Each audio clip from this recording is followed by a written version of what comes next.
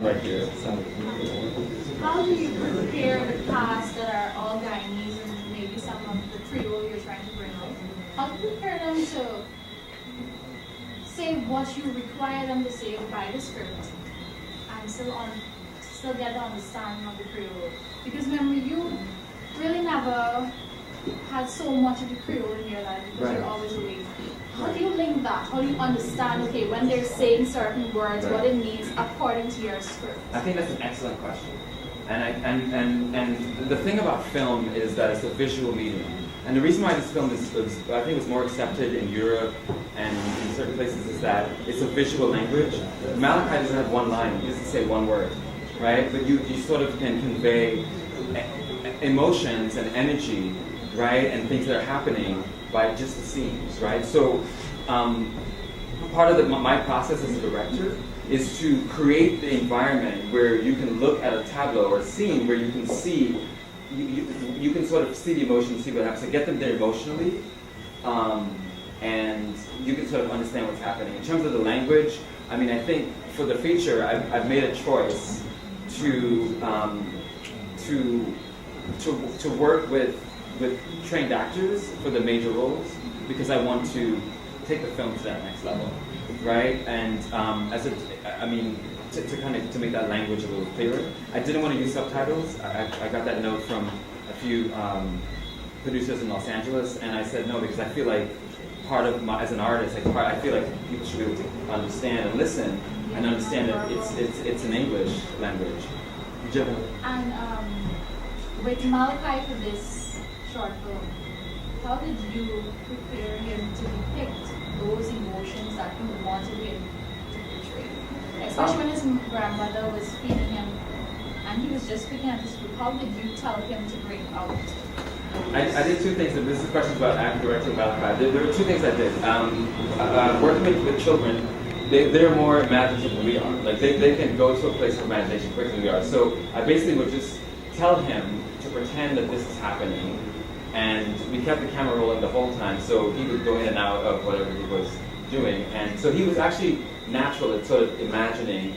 The more I kind of like would tell him, think about this, think about that, think about the time when this happened to you. The other thing that worked, the second thing that worked, is that Marjorie, because Marjorie knew him, she was able to sort of kind of convince him that it's really happening. Like just tell him, why did you? And he, as a kid, you're just like, I don't know. So his reaction was genuine, and it was a bit of a challenge. But I think that kids, it's not as hard directing kids if you have the cameras and different ways to capture it, basically. I promise I'll go here and I'll come back. Yes. Yes. Make everyone happy, right? To make sure everyone, to make sure that I'm making a film that everybody's like, oh, what about me? What about this? But I always go back to the place of it's art, and it's if I try to tell the truth for my story and the story of my family, people that I know people can identify because we're all connected as human beings on some level. We can all look at the human condition and say, I recognize that, I see that. I was the wanderer. Oh, I was the person that overheard abuse in my house and I didn't do anything. Or I was the person that wanted to go to Kaiser Falls and it's in my backyard and never went.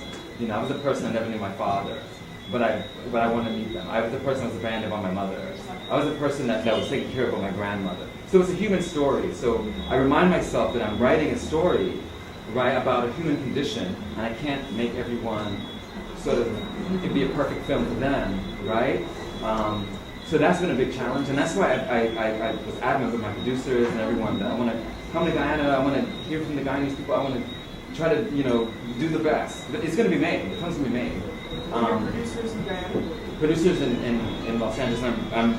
I found some amazing producers in Guyana that are probably going to help as well, but I'm trying to build it with the community. I'm trying to get people involved. So because this film, it was seen all over the world, and I want to connect us with this. I want to make sure that all of our stories are somewhere in there. So that was a big challenge. The other challenge was finances and resources. We all know the arts, there's always never enough funding for arts in anything. And I've been fortunate enough to get some support in the U.S. And my goal in coming here is to, identify the people who are interested in supporting this film with resources, financial resources, businesses, because it will be publicized. It will be on a global scale because they're expecting it. So those are the big challenges: making everyone happy, finances. No technical challenges? Technical. We use all natural light. Guyana is they call it the nature's filter. It's a beautiful country because the sky is so amazing. Like because of the rainforest, it has like a cloudy hue that makes everything just looks really good on camera. Like that's all real, untouched. The shot of the seawall of the ocean. It's great. So technically we can handle that. I think it's those are the main things. Like getting the support from the Guyanese community and finances, honestly.